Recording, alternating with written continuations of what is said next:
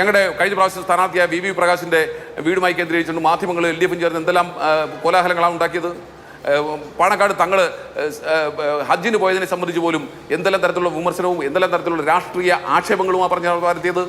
അപ്പോൾ അതിനെയൊക്കെ അതിജീവിച്ചുകൊണ്ട് UDF ഒറ്റക്കെട്ടായി മത്സരിച്ച് ഇത്തരത്തിലൊരു മിന്നുന്ന വിജയം നേടിയിട്ടുണ്ടെങ്കിൽ അത് ഇന്നത്തെ സന്ധ്യ ഈ റിസൾട്ട് വന്നതിന് ശേഷം കേരളത്തിലെ UDFനെ സ്നേഹിക്കുന്ന, ബഹുമാനിക്കുന്ന, UDFനെ അംഗീകരിക്കുന്ന അല്ലെങ്കിൽ UDFനോട് എന്തെങ്കിലും താല്പര്യമുള്ള അവർക്കെല്ലാവർക്കും സന്തോഷിക്കാൻ വക നൽകുന്ന ഒരു തിരഞ്ഞെടുപ്പ് റിസൾട്ടാണ് ഇന്ന് ഉണ്ടായിട്ടുള്ളത് എന്ന കാര്യത്തിൽ ഒരു തർക്കവും വേണ്ട.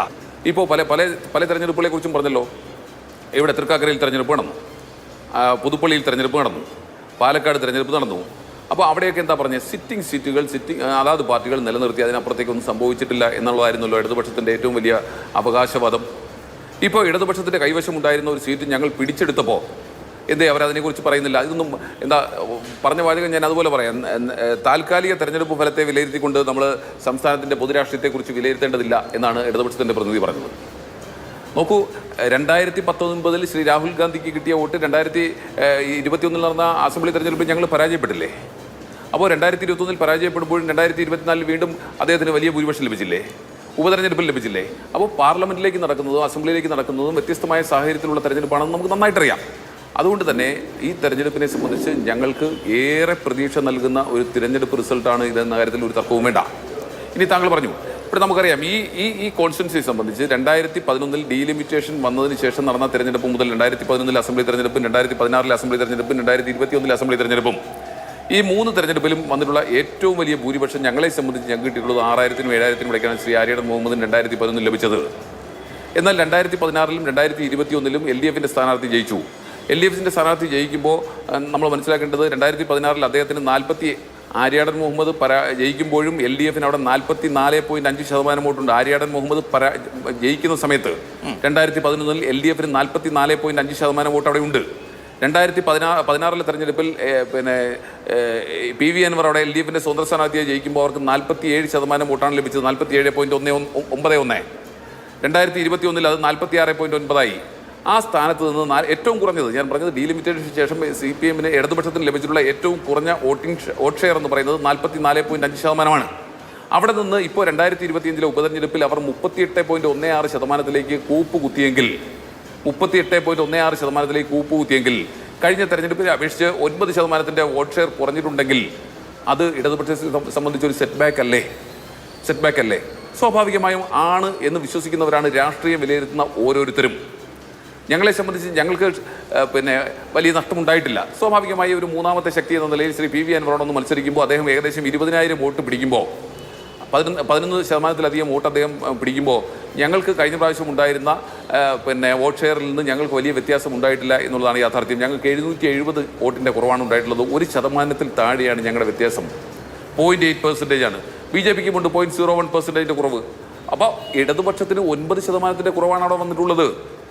ആ രീതിയിൽ സർക്കാരിനെതിരായിട്ടുള്ള ഒരു വിലയിരുത്തലുണ്ടാകുമ്പോൾ ഞങ്ങൾ മത്സരിച്ചത് ഒരേ സമയം ഇടതുപക്ഷത്തിനെതിരെ സർക്കാരിനെതിരെയും അതേസമയം തന്നെ സർക്കാരിൽ നിന്ന് തെറ്റിപ്പിരിഞ്ഞുകൊണ്ട് പിണറായിസം ഇല്ലാതാക്കാൻ വന്നു എന്ന് പറയുന്ന 9 വർഷമായി ഈ നിയോജകമണ്ഡലത്തിലെ MLA ആയിരിക്കുന്ന 9 വർഷം MLA ആയിരുന്ന ഒരു വ്യക്തിയും അദ്ദേഹം സ്വതന്ത്രനായി മത്സരിക്കുന്നു. ആ സാഹചര്യത്തിലാണ് ഞങ്ങൾ മത്സരിച്ചത്. അങ്ങനെ മത്സരിക്കുമ്പോൾ ഞങ്ങൾ ഏകദേശം 12,000 വോട്ടിന് ജയിക്കുമ്പോൾ അത് വിജയത്തിന് പ്രഭ കുറവുണ്ടോ എന്ന് താങ്കൾ ചോദിച്ചാൽ ഒട്ടും കുറവില്ല എന്ന് പറയാനാണ് എനിക്കിഷ്ടം. പൊതുസമൂഹത്തിനും അങ്ങനെ ബോധ്യപ്പെടാനാണ് ഇഷ്ടം. കാരണം ഞങ്ങൾ തെരഞ്ഞെടുപ്പിൻ്റെ റിസൾട്ട് എന്താണ്? LDFന് 38%, ഞങ്ങൾ LDFനേക്കാൾ 12,000-ഓളം വോട്ട് കൂടുതൽ മേടിച്ചുകൊണ്ട് ഞങ്ങൾ ജയിച്ചിരിക്കുന്നു. ഈ തെരഞ്ഞെടുപ്പിൻ്റെ തുടക്കത്തിലൊക്കെ താങ്കളോട് തന്നെ ഞാൻ മുമ്പ് സൂചിപ്പിച്ച ഇൻ്റർവ്യൂവിൽ തന്നെ V ഗോവിന്ദൻ പറഞ്ഞല്ലോ, ഇത് ഒരു ലിറ്റ്മസ് ടെസ്റ്റാണ് എന്ന് പറഞ്ഞതാണ്. ഇപ്പോൾ നിങ്ങൾ വർഗീയ കക്ഷിയെ പിടിച്ചു, അവരെ പിടിച്ചു, ഇവരെ പിടിച്ചു എന്നൊക്കെ പറയുന്നതിന് എന്താ അർത്ഥം? ഇവിടെ അവരോടൊപ്പം നിന്നാൽ അവരെല്ലാം ജനാധിപത്യ വിശ്വാസികളും മതേതര കക്ഷികളുമാകും. ഇടതുപക്ഷത്തിൽ നിന്ന് വിട്ട് UDFൻ്റെ ഭാഗമായാൽ അവരെ അപ്പോഴേ വർഗീയ കക്ഷികളാകും. അപ്പോഴേ അതിൻ്റെ ചാപ്പ കുത്തുന്ന AK സെൻറ്ററിലല്ലോ, ആ ചാപ്പ കുത്തേണ്ട ജനങ്ങളല്ലേ? അവർ ഏതു തരം കക്ഷിയിൽപ്പെട്ടവരാണെന്ന് തീരുമാനിക്കേണ്ട ജനങ്ങളല്ലേ? ആ ജനങ്ങൾ തീരുമാനിക്കുകയല്ലേ ഇപ്പോൾ ഓരോ കാര്യത്തെ സംബന്ധിച്ചും?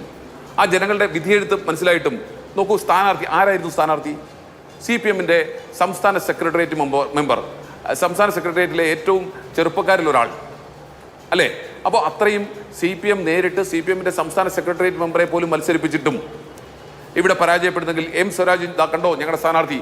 ഈ രാജ്യത്തുള്ള മുഴുവൻ എല്ലാവരും ഞാൻ ചേർത്ത് പറയുന്നില്ല, സാംസ്കാരിക പ്രവർത്തകരും പറഞ്ഞു ഞങ്ങൾക്ക് നിലമ്പൂരിൽ വോട്ടുണ്ടായിരുന്നെങ്കിൽ ഞങ്ങൾ അങ്ങ് മറിച്ചേനെന്ന്. നിലമ്പൂരിലെ സാധാരണക്കാരായ ജനങ്ങൾ വോട്ട് ചെയ്ത് കാണിച്ചില്ലേ ആരോടൊപ്പമാണെന്ന്?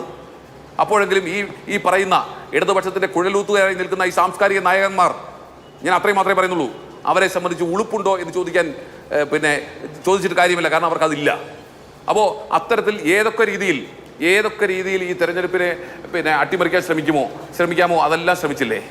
ഞങ്ങളുടെ കഴിഞ്ഞ പ്രാവശ്യം സ്ഥാനാർത്ഥിയായ വി പ്രകാശിന്റെ വീടുമായി കേന്ദ്രീകരിച്ചുകൊണ്ട് മാധ്യമങ്ങൾ LDF ചേർന്ന് എന്തെല്ലാം കോലാഹലങ്ങളാണ് ഉണ്ടാക്കിയത്. പാണക്കാട് തങ്ങൾ ഹജ്ജിന് പോയതിനെ സംബന്ധിച്ച് പോലും എന്തെല്ലാം തരത്തിലുള്ള വിമർശനവും എന്തെല്ലാം തരത്തിലുള്ള രാഷ്ട്രീയ ആക്ഷേപങ്ങളുമാണ് പറഞ്ഞു വരുത്തിയത്. അപ്പോൾ അതിനെയൊക്കെ അതിജീവിച്ചുകൊണ്ട് UDF ഒറ്റക്കെട്ടായി മത്സരിച്ച് ഇത്തരത്തിലൊരു മിന്നുന്ന വിജയം നേടിയിട്ടുണ്ടെങ്കിൽ അത് ഇന്നത്തെ സന്ധ്യ ഈ റിസൾട്ട് വന്നതിന് ശേഷം കേരളത്തിലെ UDF-നെ സ്നേഹിക്കുന്ന, ബഹുമാനിക്കുന്ന, UDF-നെ അംഗീകരിക്കുന്ന, അല്ലെങ്കിൽ UDF-നോട് എന്തെങ്കിലും താല്പര്യമുള്ള അവർക്കെല്ലാവർക്കും സന്തോഷിക്കാൻ വക നൽകുന്ന ഒരു തിരഞ്ഞെടുപ്പ് റിസൾട്ടാണ് ഇന്ന് ഉണ്ടായിട്ടുള്ളത് എന്ന കാര്യത്തിൽ ഒരു തർക്കവും വേണ്ട. ഇടതുപക്ഷത്തിന്റെ പരാജയത്തെ സംബന്ധിച്ച് അത് അവരാണ് വിലയിരുത്തേണ്ടത്. ഞങ്ങൾക്കൊന്നും നഷ്ടപ്പെട്ടിട്ടില്ല എന്ന് തോന്നുന്നുണ്ടെങ്കിൽ നല്ല നമസ്കാരം. നല്ല നമസ്കാരം. മികച്ച രാഷ്ട്രീയ വിജയമാണ് എന്നുള്ള കാര്യത്തിൽ എതിരഭിപ്രായമില്ല. ഇപ്പോഴത്തെ രാഷ്ട്രീയ കാലാവസ്ഥയിൽ നേടിയിട്ടുള്ള മികച്ച രാഷ്ട്രീയ വിജയമാണ് UDF അവിടെ നേടിയിട്ടുള്ളത്.